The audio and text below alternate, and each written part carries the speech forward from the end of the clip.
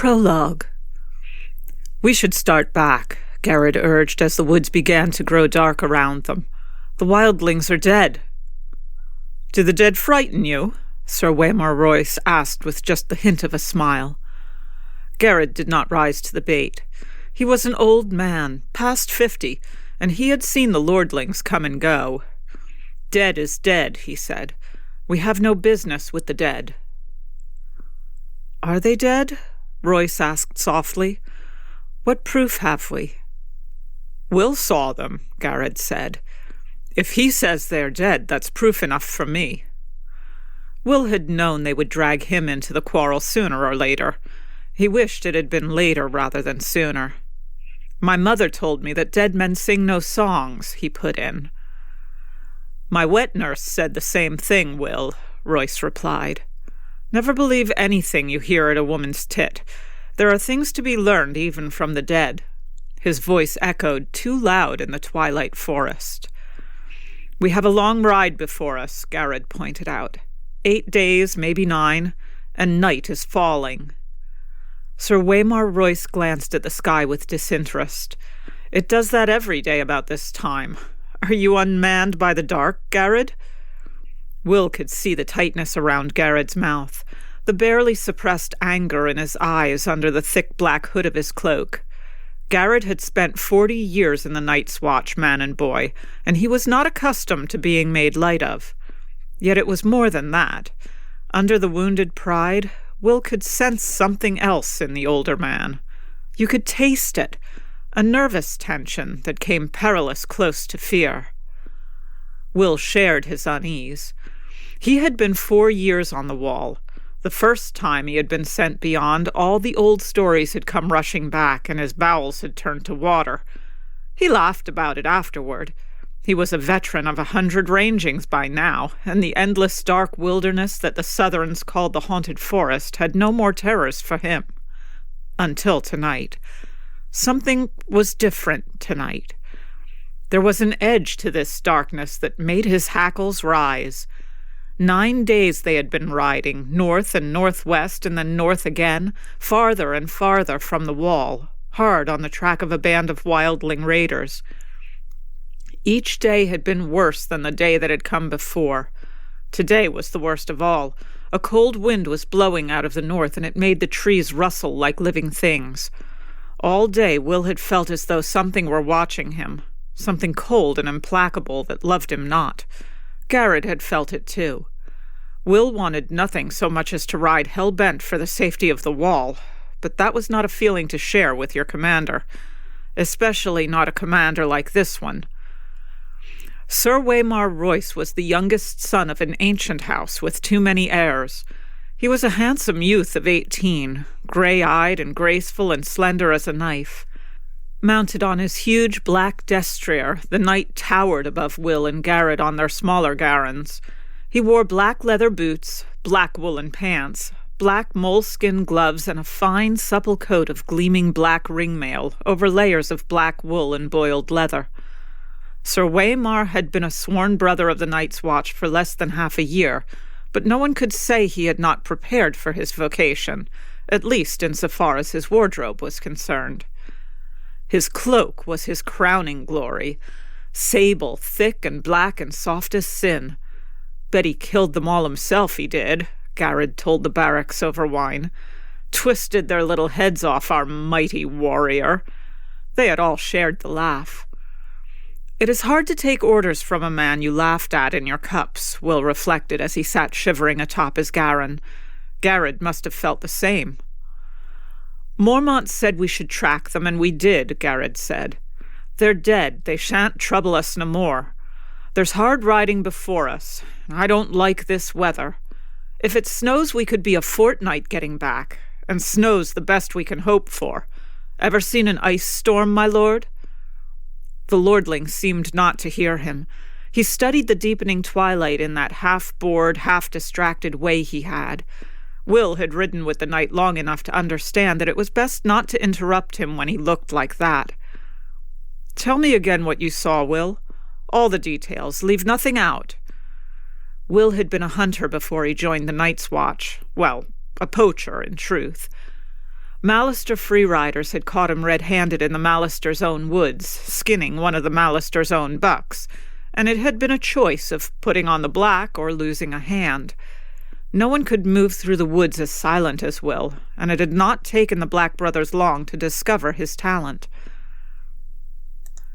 "The camp is 2 miles farther on, over that ridge, hard beside a stream," Will said. "I got close as I dared. There's 8 of them, men and women both. No children I could see. They put up a lean-to against the rock. The snow's pretty well covered it now, but I could still make it out. No fire burning, but the fire pit was still plain as day. No one moving. I watched a long time. No living man ever lay so still." "Did you see any blood?" "Well, no," Will admitted. "Did you see any weapons?" "Some swords, a few bows. One man had an axe, heavy-looking, double-bladed, a cruel piece of iron. It was on the ground beside him, right by his hand." "Did you make note of the position of the bodies?" Will shrugged. "A couple are sitting up against the rock, most of them on the ground, fallen like." "Or sleeping?" Royce suggested. "Fallen," Will insisted. "There's one woman up in Ironwood, half hid in the branches. A Far Eyes." He smiled thinly. "I took care she never saw me. When I got closer, I saw that she wasn't moving neither." Despite himself, he shivered. "You have a chill?" Royce asked. "Some," Will muttered. The wind, my lord." The young knight turned back to his grizzled man-at-arms. Frost-fallen leaves whispered past them, and Royce's destrier moved restlessly. "What do you think might have killed these men, Garrod?" Sir Waymar asked casually. He adjusted the drape of his long sable cloak. "It was the cold," Garrod said with iron certainty. "I saw men freeze last winter and the one before when I was half a boy. Everyone talks about snows 40 foot deep and how the ice wind comes howling out of the north, but the real enemy is the cold. It steals up on you quieter than will, and at first you shiver and your teeth chatter and you stamp your feet and dream of mulled wine and nice hot fires. It burns, it does. Nothing burns like the cold. But only for a while. Then it gets inside you, and it starts to fill you up, and after a while, you don't have the strength to fight it. It's easier just to sit down or go to sleep. They say you don't feel any pain toward the end. First you go weak and drowsy, and everything starts to fade. And then it's like sinking into a sea of warm milk, peaceful-like." "Such eloquence, Garrod," Sir Waymar observed. "I never suspected you had it in you." "I've had the cold in me too, lordling." Garrod pulled back his hood, giving Sir Waymar a good long look at the stumps where his ears had been. 2 ears, 3 toes, and the little finger off my left hand. I got off light. We found my brother frozen at his watch, with a smile on his face." Sir Waymar shrugged. "You ought dress more warmly, Garrod." Garrod glared at the lordling. The scars around his ear-holes flushed red with anger where Maester Aemon had cut the ears away. "We'll see how warm you can dress when the winter comes." He pulled up his hood and hunched over his garron, silent and sullen. "If Garrod said it was the cold," Will began. "Have you drawn any watches this past week, Will?" "Yes, my lord." "There never was a week when he did not draw a dozen bloody watches. What was the man driving at?" "And how did you find the wall?" "Weeping," Will said, frowning. He saw it clear enough now that the lordling had pointed it out. "They couldn't have froze. Not if the wall was weeping. It wasn't cold enough." Royce nodded. "Bright lad. We've had a few light frosts this past week, and a quick flurry of snow now and then, but surely no cold fierce enough to kill 8 grown men. Men clad in fur and leather, let me remind you, with shelter near at hand, and the means of making a fire." The knight's smile was cocksure. "Will lead us there. I would see these dead men for myself." And then there was nothing to be done for it. The order had been given, and honor bound them to obey. Will went in front, his shaggy little Garin picking the way carefully through the undergrowth. A light snow had fallen the night before, and there were stones and roots and hidden sinks lying just under its crust, waiting for the careless and the unwary. Sir Waymar Royce came next, his great black destrier snorting impatiently. The war-horse was the wrong mount for ranging, but try and tell that to the lordling. Garrod brought up the rear. The old man-at-arms muttered to himself as he rode. Twilight deepened. The cloudless sky turned a deep purple, the color of an old bruise, then faded to black. The stars began to come out. A half-moon rose. Will was grateful for the light. "We can make a better pace than this, surely," Royce said when the moon was full risen. "Not with this horse," Will said. Fear had made him insolent. "Perhaps my lord would care to take the lead." Sir Waymar Royce did not deign to reply. Somewhere off in the wood, a wolf howled. Will pulled his Garin over beneath an ancient gnarled ironwood and dismounted. "Why are you stopping?" Sir Waymar asked. "Best go get the rest of the way on foot, my lord. It's just over that ridge." Royce paused a moment, staring off into the distance, his face reflective. A cold wind whispered through the trees. His great sable cloak stirred behind like something half alive. "There's something wrong here," Garrod muttered. The young knight gave him a disdainful smile. "Is there?" "Can't you feel it?" Garrod asked. "Listen to the darkness." Will could feel it. 4 years in the Night's Watch, and he had never been so afraid. What was it? Wind, trees rustling, a wolf. Which sound is it that unmans you so, Garrod? When Garrod did not answer, Royce slid gracefully from his saddle. He tied the destrier securely to a low-hanging limb, well away from the other horses, and drew his longsword from its sheath. Jewels glittered in its hilt, and the moonlight ran down the shining steel. It was a splendid weapon, castle-forged and new-made from the look of it. Will doubted it had ever been swung in anger. "The trees press close here," Will warned. "That sword'll tangle you up, my lord. Better a knife." "If I need instruction, I will ask for it," the young lord said. "Garrod, stay here, guard the horses." Garrod dismounted. "We'll need a fire. I'll see to it." "How big a fool are you, old man? If there are enemies in this wood, a fire is the last thing we want." "There's some enemies a fire will keep away," Garrod said. "Bears and dire wolves and other things." Sir Waymar's mouth became a hard line. "No fire." Garrod's hood shadowed his face, but Will could see the hard glitter in his eyes as he stared at the knight. For a moment he was afraid the older man would go for his sword. It was a short, ugly thing, its grip discolored by sweat, its edge nicked from hard use. But Will would not have given an iron bob for the lordling's life if Garrod pulled it from its scabbard. Finally Garrod looked down. "No fire," he muttered, low under his breath. Royce took it for acquiescence and turned away. "Lead on," he said to Will. Will threaded their way through a thicket, then started up the slope to the low ridge where he had found his vantage point under a sentinel tree. Under the thin crust of snow the ground was damp and muddy, slick footing with rocks and hidden roots to trip you up. Will made no sound as he climbed. Behind him he heard the soft metallic slither of the lordling's ringmail, the rustle of leaves, and muttered curses as reaching branches grabbed at his longsword and tugged on his splendid sable cloak. The great sentinel was right there at the top of the ridge where Will had known it would be, its lowest branches a bare foot off the ground. Will slid in underneath, flat on his belly in the snow and the mud, and looked down on the empty clearing below. His heart stopped in his chest. For a moment he dared not breathe. Moonlight shone down on the clearing, the ashes of the fire pit, the snow-covered lean-to, the great rock, the little half-frozen stream. Everything was just as it had been a few hours ago. They were gone. All the bodies were gone. "Gods!" he heard behind him. A sword slashed at a branch as Sir Waymar Royce gained the ridge.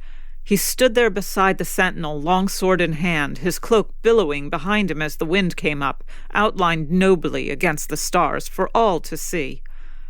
"Get down!" Will whispered urgently. "Something's wrong." Royce did not move.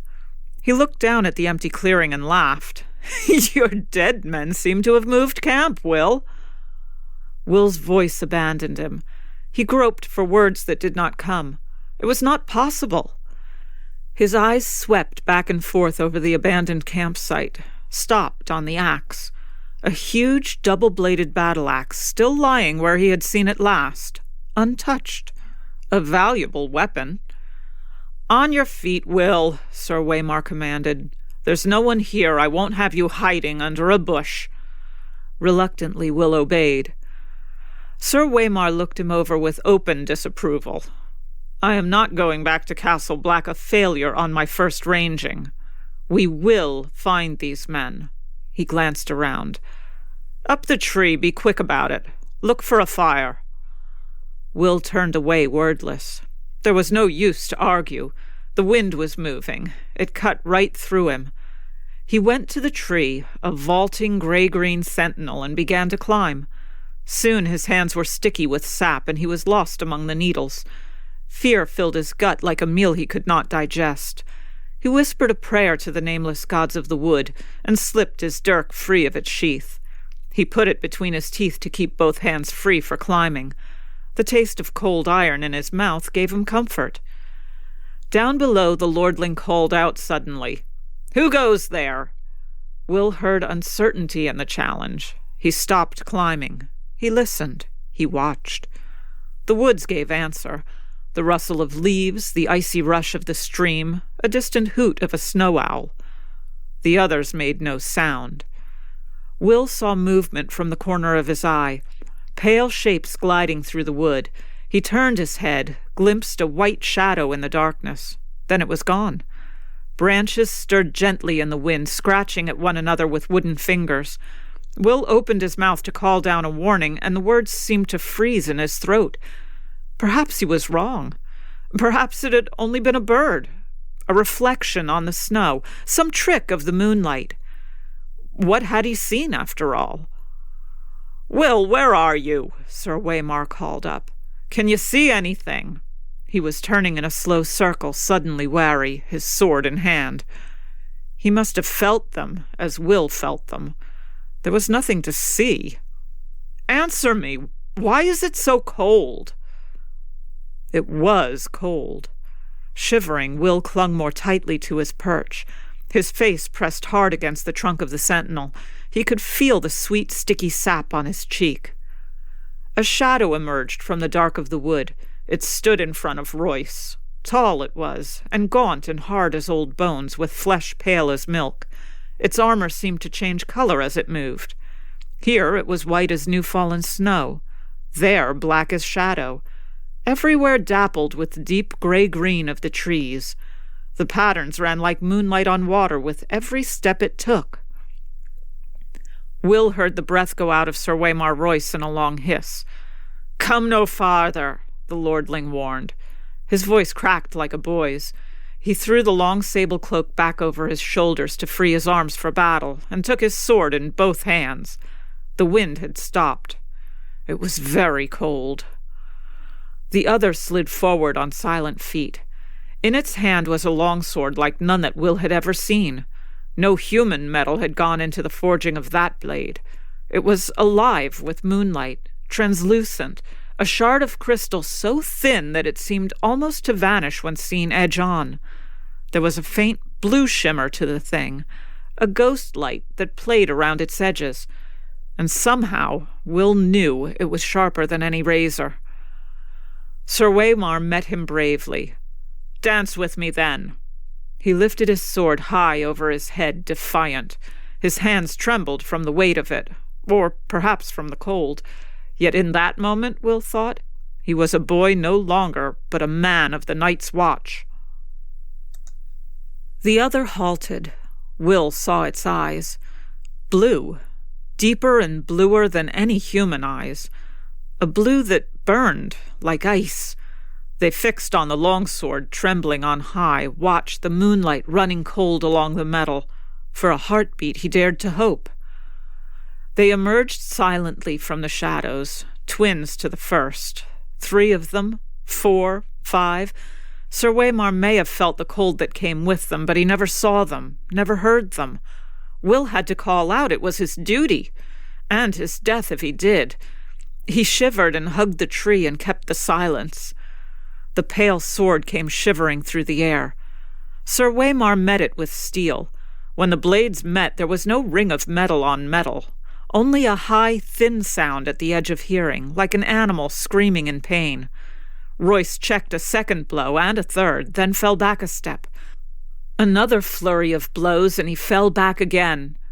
Behind him, to right, to left, all around him, the watchers stood, patient, faceless, silent, the shifting patterns of their delicate armor making them all but invisible in the wood. Yet they made no move to interfere. Again and again the swords met until Will wanted to cover his ears against the strange, anguished keening of their clash. Sir Waymar was panting from the effort now, his breath steaming in the moonlight. His blade was white with frost. The others danced with pale blue light. Then Royce's parry came a beat too late. The pale sword bit through the ring mail beneath his arm. The young lord cried out in pain. Blood welled between the rings. It steamed in the cold, and the droplets seemed red as fire where they touched the snow. Sir Waymar's fingers brushed his side. His moleskin glove came away soaked with red. The other said something in a language that Will did not know. His voice was like the cracking of ice on a winter lake, and the words were mocking. Sir Waymar Royce found his fury. "For Robert!" he shouted, and he came up snarling, lifting the frost-covered longsword with both hands and swinging it almost in a flat sidearm slash with all his weight behind it. The other's parry was almost lazy. When the blades touched, the steel shattered. A scream echoed through the forest night, and the longsword shivered into 100 brittle pieces, the shards scattering like a rain of needles. Royce went to his knees, shrieking, and covered his eyes. Blood welled between his fingers. The watchers moved forward together, as if some signal had been given. Swords rose and fell, all in a deathly silence. It was cold butchery. The pale blades sliced through the ringmail as if it were silk. Will closed his eyes. Far beneath him he heard their voices and laughter sharp as icicles. When he found the courage to look again, a long time had passed and the ridge below was empty. He stayed in the tree, scarce daring to breathe, while the moon crept slowly across the black sky. Finally, his muscles cramping and his fingers numb with cold, he climbed down. Royce's body lay face down in the snow, one arm outflung. The thick sable cloak had been slashed in a dozen places. Lying dead like that, you saw how young he was. A boy. He found what was left of the sword a few feet away, the end splintered and twisted like a tree struck by lightning. Will knelt, looked around warily, and snatched it up. The broken sword would be his proof. Garrett would know what to make of it, and if not him, then surely that old bear Mormont, or Maester Aemon. Would Garrett still be waiting with the horses? He had to hurry. Will rose. Sir Waymar Royce stood over him. His fine clothes were a tatter, his face a ruin. A shard from his sword transfixed the blind white pupil of his left eye. The right eye was open. The pupil burned blue. It saw. The broken sword fell from nerveless fingers. Will closed his eyes to pray. Long, elegant hands brushed his cheek, then tightened around his throat. They were gloved in the finest moleskin and sticky with blood. Yet the touch was icy cold.